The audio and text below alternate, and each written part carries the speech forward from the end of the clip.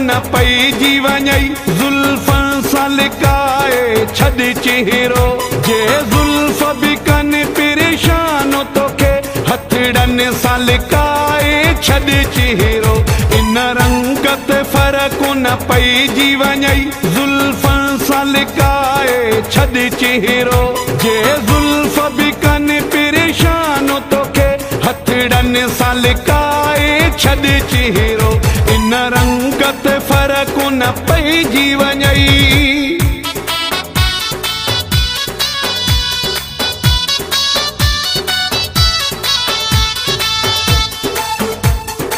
कदीर Malik communication present.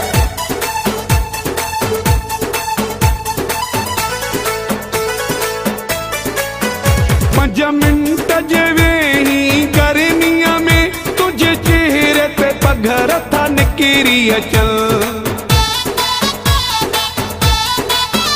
5 minute जे वेही गर्मीअ में तुझे चेहरे ते पघर था निकिरी अचन ॿाहिरि थो अची जे कमरे खां सभु भंवर बि तोड़े था उॾरी अचन पंहिंजी गिचीअ में पातल इन रहिजी कुंडुनि सां लिकाए छॾ चेहरो जे ज़ुल्फ़ बि कनि परेशान तोखे हथड़नि सां लिकाए छॾ चेहरो इन रंग ते फ़र्क़ु न पइजी वञई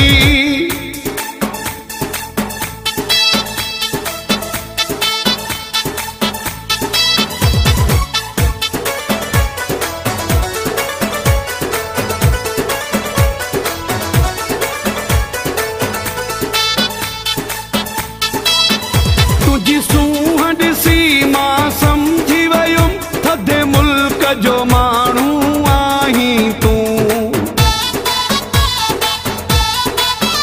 तुझी सूंहं ॾिसी मां सम्झी वयुमि थधे मुल्क जो माण्हू आहीं तूं सभी चीज़ का कोन वणे तोखे ऐं लखनि जा लिबास थो पाईं तूं तुझे पासे खां कनि छांव जेके सरतिन सां लिकाए छॾ चेहरो जे ज़ुल्फ़ बि कनि परेशान तोखे हथड़नि सां लिकाए छॾ चेहरो इन रंग ते फ़र्क़ु न पइजी वञई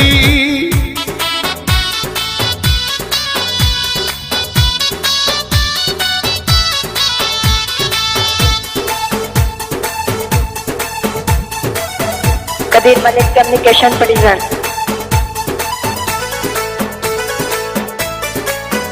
खैर मोहम्मद जदोई ॾिठो आ मूं तुंहिंजी निड़ीअ मां पाणी नज़र थो अचे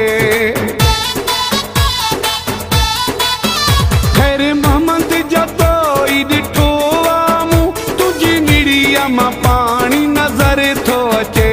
तूं हुस्न जो आला नमूनो आ तुझे खिलण मां राणी नज़र थो अचे ही हर हिक शइ परेशान करई गुलाबनि सां लिकाए छॾ चेहरो